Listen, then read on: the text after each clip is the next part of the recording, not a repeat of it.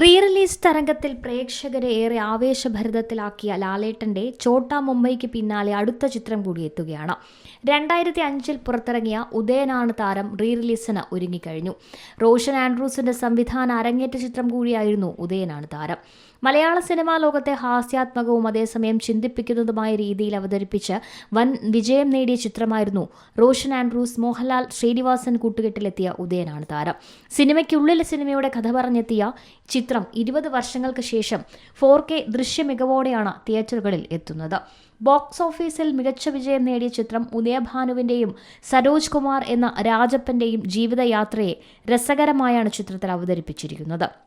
ശ്രീനിവാസന്റേത് തന്നെയാണ് ചിത്രത്തിന്റെ തിരക്കഥയും. ജഗദീഷ് ശ്രീകുമാറിന്റെ പച്ചാളം ഭാസി എന്ന കഥാപാത്രമായുള്ള തകർപ്പൻ പ്രകടനം ഏറെ ശ്രദ്ധ നേടിയിരുന്നു. മീന, മുകേഷ്, സലിം കുമാർ, ഇന്ദ്രൻസ്, ഭാവന തുടങ്ങിയവരും ചിത്രത്തിൽ വേഷമിട്ടിട്ടുണ്ട്. ചിത്രത്തിലെ ഗാനങ്ങൾ ഇന്നും ട്രെൻഡാണ്.